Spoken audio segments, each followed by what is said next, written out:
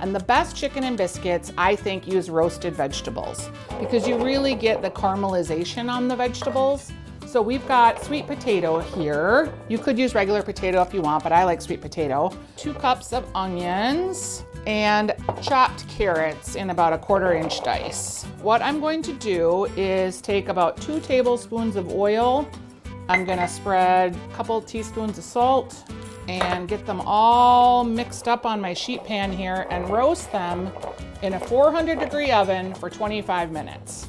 And that is gonna be our vegetable base.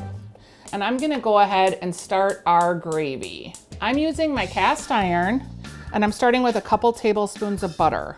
And I'm gonna make what's called a roux.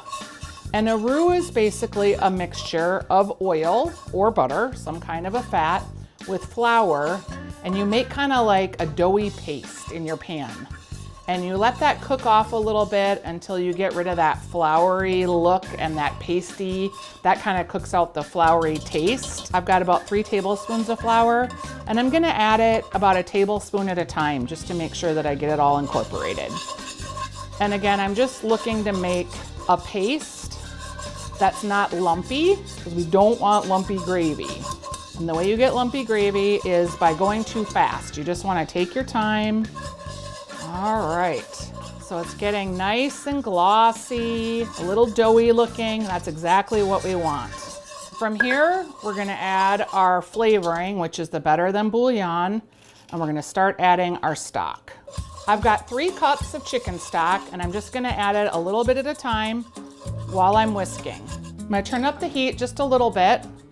So I've started with about a cup of my broth, and I'm just gonna keep stirring and whisking until it starts to thicken, and I'm gonna add a little bit more. The way you can tell your gravy is done is to put your spoon in the gravy and see if it coats the back of the spoon. Our gravy is done. It's plenty salty, so I'm just gonna put a little pepper in. You kind of taste it and see what you like. I've got my herbs. I've got thyme and then rosemary, but I didn't have a lot of it, and I grow it on the island. So again, when you're out here, you kind of got to make do with what you have. So in this instance, I'm adding some sage.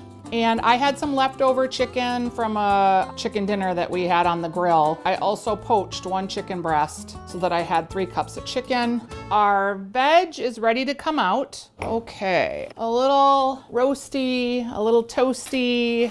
I also started a stick of butter melting. That's gonna be the beginnings of the buttermilk. Getting my veg mixed in with my gravy and my chicken. Look at this deliciousness. I mean, all we need to do now is just plop a few buttery biscuits on there and bake this. Woo! I've got my Kemp's buttermilk. I've got 1 cup of that I'm gonna mix in this bowl with the stick of butter. And then I'm gonna add my 2 cups of flour. These are all baking powder, baking soda, sugar, and salt. I'm gonna make just like a shaggy dough here with my flour, my buttermilk, my butter.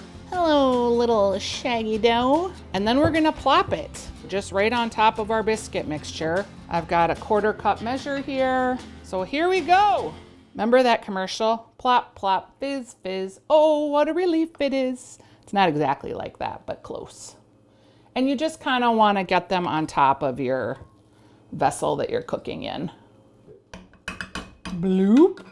How delicious does this look? It's almost like we're making a savory cobbler. Yum. Okay, final biscuit. Look at that. All right, so we're popping this into the oven for about 25 minutes at 400 degrees. All right, it is time to get our chicken and biscuits out of the oven. They look so good. So roasty and toasty and cabin cozy.